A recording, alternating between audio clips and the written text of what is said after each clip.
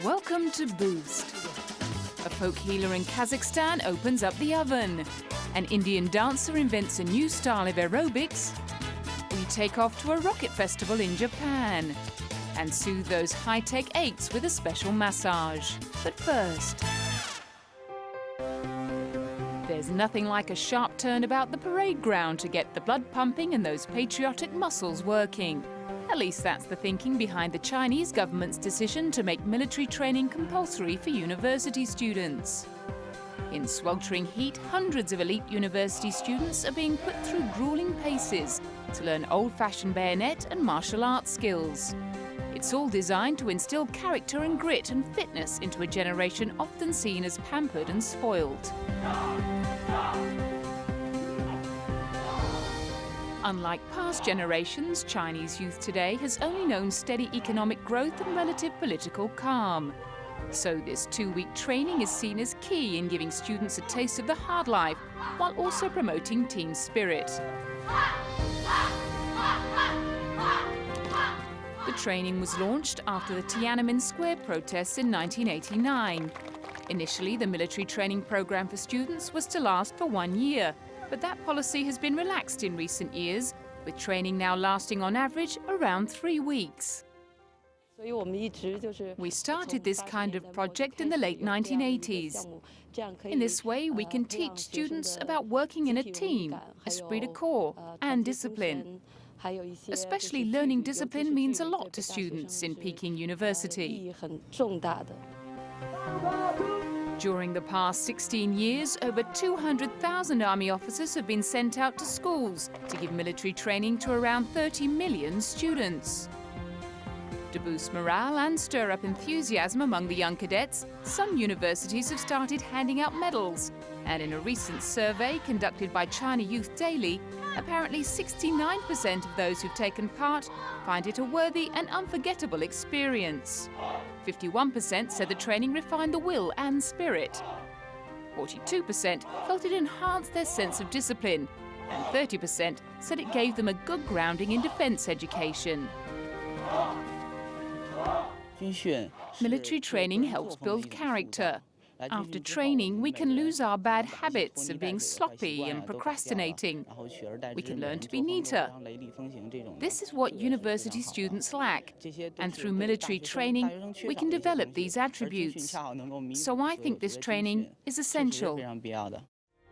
It's unclear if it came to the crunch whether these students would be much use in defending their country. But for many, a taste of life in uniform and a disciplined fitness regime will stand them in good stead for the future. And with boot camp-style training becoming more and more popular with gym instructors around the world, it could be time for us all to start polishing up those rifles and bullying those boots.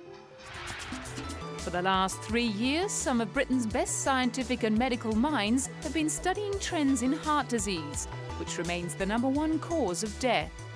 The importance of eating fruit and vegetables, stopping smoking and taking regular exercise is generally acknowledged, but the report highlights how social change can affect health. Many of our recommendations may be particularly important in countries with developing economies, because it seems that as the wealth of a country increases rather suddenly, then those countries, and perhaps because of genetic predisposition amongst the population, may be particularly at risk of cardiovascular disease. While many people have recognised what exercise and a healthy diet can do, the rate of obesity in Britain has risen 3 times the rate it was 20 years ago. The British Nutrition Foundation report indicates that the trend is particularly apparent among young people. Many of them have grown up with a fast food lifestyle. We also recognised throughout our discussions that we couldn't concentrate on diet alone, because a very important factor, and maybe the one that's changed most in the last 10 to 20 years, is physical activity, which has gone down tremendously. The report emphasises that healthy eating does not mean a restricted diet. A broad range is possible, but foods like fish are crucial. One of the messages in terms of cardiovascular disease is try to eat a portion of oily fish a week, and we find that actually it's the older people that do tend to take that message on, but of course that's because they're thinking that they're at higher risk at that time. What we really want to do is get the message out to younger people, because of course it's the whole life course that's important, not just at any one time. In many countries across the globe, life expectancy is increasing. But if we are to remain mobile and healthy into our ripe old age, taking heed of reports such as this from the British Nutrition Foundation means going out and using our legs to work the heart, the engine of the body. This health centre in New York combines the philosophies of both Eastern and Western medicine. It was created by a man who 10 years ago was given little hope of survival after being diagnosed with colon cancer. A doctor himself, Bill Fair, couldn't accept there was no hope. No one gave me any chance of really cure with this. Through yoga, meditation, acupuncture and herbal remedies, clients learn how to live with their illness. We're not throwing out standard medicine, but we're just linking these other things to it. Ellen Diamond came while undergoing treatment for leukemia. This place is not like a gym. I don't feel competitive here. This isn't about how beautiful your body looks. It's about taking care of yourself, and the staff is very much focused in that direction. The biggest challenge is often the change in lifestyle. Difficult for me to settle into the Eastern flow and believe in it fully. But up here, I do believe that it's true, that the way what you eat, how you treat your body, how you keep yourself healthy, and your outlook can influence a great deal of how you feel. Dr. Fair says his centre may not cure clients, but the therapies can change their outlook and increase the quality of their lives in the process. Coming up, bread oven therapy.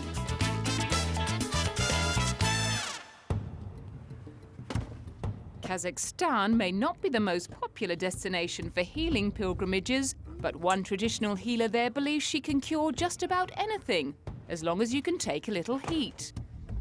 Once the week's baking is done, Maria Kamaldinova turns her oven into a medical healing apparatus that has people flocking to her from all over the former ex-Soviet republic. Patients strip down to underwear and then crawl into the hot oven, roasting under a layer of kitchen blankets for 5 to 30 minutes, depending on Kamaldinova's prescription. But the 54-year-old folk healer says this treatment has enabled her to cure a wide range of illnesses.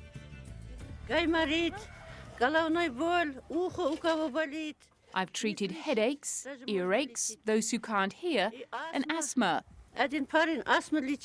One guy had asthma that he got in prison, and I cured him in the oven. He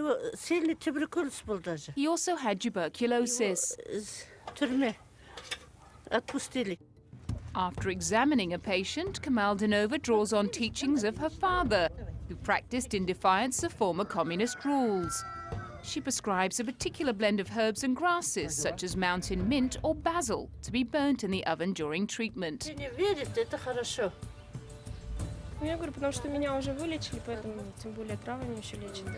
Liuba has brought her son to Kamaldinova, hoping that these plants and the hot, dry environment of the oven will cure his illness. Traditional healing is undergoing a small boom in the former Soviet state, as the state medical structures continue to deteriorate under weak economies, and people cannot often afford extensive institutionalized treatment. Kamaldinova says that dozens of people come to her home for treatment when she opens her doors. I usually treat 30 to 40 people a day. Once I even had 100. I was very tired then and could not even treat all of them. Kamaldinova doesn't need to advertise. Word spreads about her from mouth to mouth. One woman told her she saw her in her dreams and then made the journey to her farmhouse. She offers her cures free of charge, although she is happy to accept whatever gifts people want to give. Sometimes money, sometimes a young lamb. And not all of her patients are treated in the oven. For some, prayers from the devout Muslim believer or a prescription of herbs is enough. And when the healing is all done, Kamaldinova and her husband go back to their daily business of life, feeding the sheep, eking out a living on their small farm, and baking bread. Brussels comes alive in winter. The Grand Place at the heart of Belgium's bustling capital city is richly decorated for the end-of-year celebrations, a major attraction for locals and tourists alike. At this time of year, crowds stream into beautifully ornate shopping arcades to buy Christmas gifts and to sample the sumptuous delights of a bewildering array of delicious Belgian chocolates. It's hard to resist some of the shop windows saturated with delectable chocolates of all shades and flavours, inviting customers to abandon all thoughts of a healthy diet. But one young Belgian company is trying to break with tradition. Nutree's 9 types of chocolate contain different plants, fruits and spices known for their healthy properties. Eternity contains red fruits and raisin juices that slow down the aging process. Others help digestion and reduce stress. The sexy chocolate also contains guarana, so it has energizing properties, since guarana is a little red fruit used in some energy drinks. It also has an aphrodisiac effect, since ginger is known for its aphrodisiac properties. So what's special about Nutree is it allies gastronomy with health. And this new concept has grabbed the interest of the consumers, so much so that the young company decided to launch itself on the stock exchange to finance its success and help it grow. At €11 per share, Nutree has made a strong good start, and Managing Director Benoit de Bruin believes the secret of Nutree's success is due not only to the high quality of the chocolate, but also to its strong appeal to health-minded chocolate lovers. I would say we are being innovative within a traditional sector. A food sector first, chocolate second. We are entering it with strong innovation. We're being innovative at 2 levels. First at the gourmet level and at the practical level. The Belgian cachet has enabled him to produce a high-quality chocolate sold with a slightly higher price tag.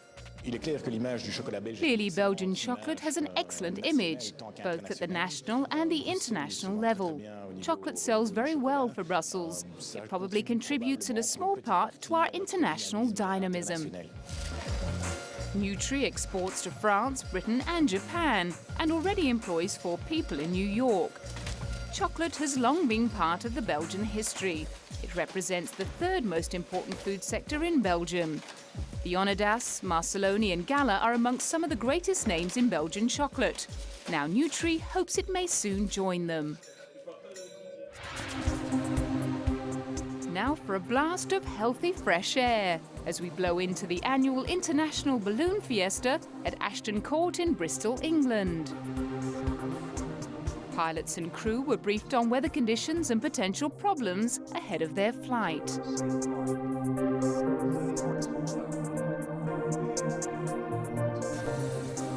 And at first light, 130 balloons took to the skies to kick off the fiesta that's become a major event. Balloons are like magical creatures, I think. They make people smile. They're always fun to work around. They're always unpredictable as well. And they just are so different to work with. And also this event has got so much else with it. Music, entertainment, arena events. And I just think it makes a wonderful day out for people. From humble beginnings, the Fiesta has now become Europe's premier ballooning event. Each of the giant balloons is filled with air, which is then heated by giant flames using liquid propane gas. The very first balloon, made from paper and cloth, is said to have been launched by the Montgolfier brothers in France in 1783, burning a mixture of straw, chopped wool and horse manure. It's an adventure. It's almost a pointless, but it's an adventure where we just challenge the weather and we fly in a very antiquated way and we float gently over the world at large and just enjoy being solitude and meeting lots of people back on the ground again. Because Bristol has plenty of open spaces around its housing, it's ideal for landing balloons at various locations outside the city. Nevertheless, despite the simplicity of the technology, there is still plenty of potential hazards, and pilots need a range of skills to control the balloon.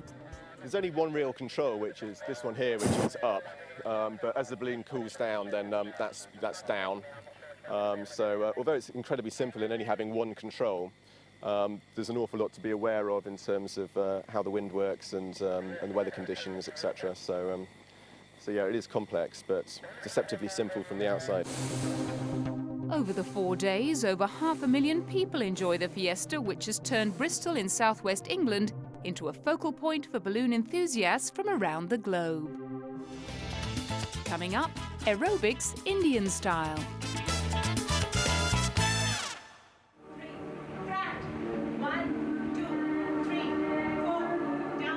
While most Western aerobics fans head to modern sports centres for an exercise class, an Indian classical dancer in eastern Kolkata brings together her creative energies to transform aerobics into an artistic medium. Nandini Sinha, the 38-year-old Kathak dancer, has combined dancing, music, yoga and aerobics to formulate a new form of aerobics that she's called classical. Aerobics is a low-intensity, sustained activity that relies on oxygen for energy. This activity builds endurance, burns fat, and conditions the cardiovascular system. Increased oxygen consumption promotes overall health and increases metabolism, resulting in burning extra fat stores. Sinha's aerobics is different and relies on as much knowledge of Indian culture and traditions as breathing techniques. Classical aerobics is a coinage which I have coined for a kind of a package which is going to give you a glimpse of the whole the activities which is coupling with the breathing. For example, it has a dance, it has a yoga, it has a breathing, it has a voice culture, it has a lot of stretching movements. It has got both aquatic and the terrestrial body languages, floor exercises. So it is a total holistic attitude towards the breathing, and that will give leading to a very qualitative lifestyle. Sinha, a self-professed globetrotter, says she realized the importance of the knowledge of one's own country, its culture and traditions to stand up to others, and eventually came up with the concept of classical aerobics, which also incorporates music into its practice.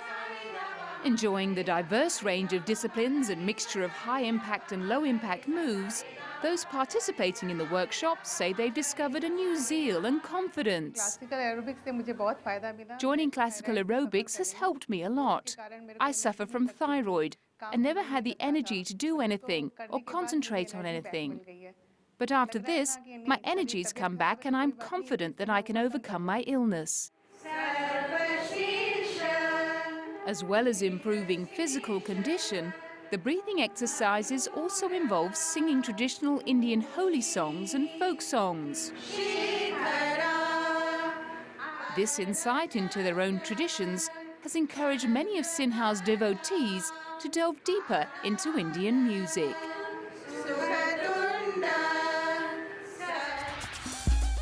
Years of emails and text messages are taking their toll on Computer Help's CEO, Joel Silverman. It's definitely painful after a while. You know, when you first, over time, after years being on it, you don't feel, you know, the tightness, but, you know, you go home and you go to sleep and you start to turn over or wherever you're trying to move, you definitely feel it. It definitely takes a toll, absolutely.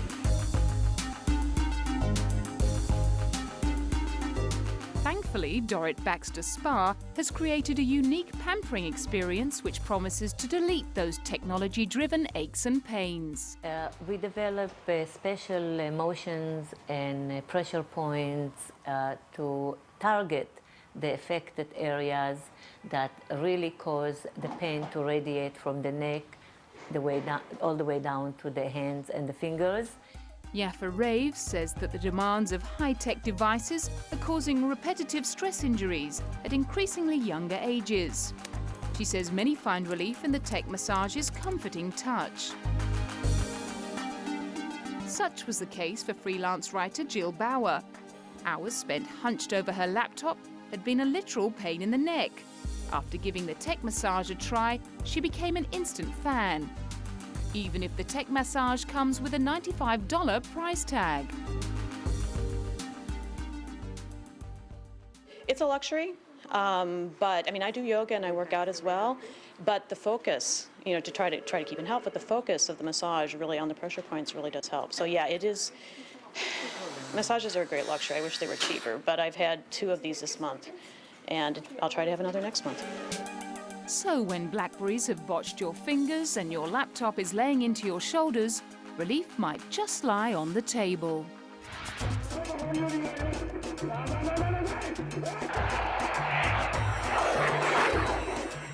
And if you're looking for something a little more explosive, how about giving your next holiday a boost by visiting Japan's historical Dragon Rise or Rocket Festival?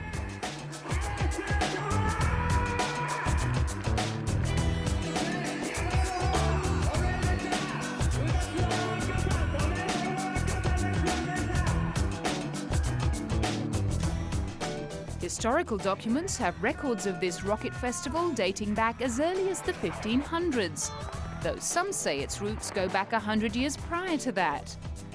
From 1600 to 1868, the festival went underground as commoners were banned from using gunpowder. Nevertheless, the farmers in this region kept the tradition going, teaching each other by word of mouth the secrets of bamboo rockets to this day. The festival was celebrated at harvest time and originally called upon the gods to bless their fields for another year. Modern times call for modern themes, and the festival now asks the gods to bless everything from new constructions to new businesses, or to protect family and friends from traffic accidents. Some even ask them for world peace.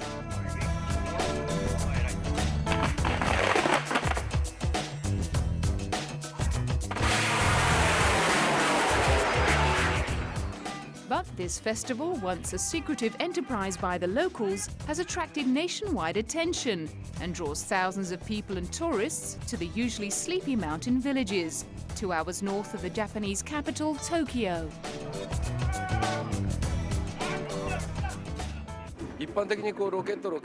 We all say these are rockets, but I hear this festival derives from ancient fireworks festivals in this region. However, it's just incredible. I can't describe it. You've got to see it for yourself. The festival has also tied up with a city in Thailand that has a similar festival. There it's called the Bong Phai fireworks celebrations, and the Thai mayor regularly visits. These festivals are not about war, but prayers to the gods. While the Thai festival held in May around the city of Yasothorn calls on the gods for rain, both share a peaceful mission as they decorate the skyline and entertain crowds of enthusiastic onlookers.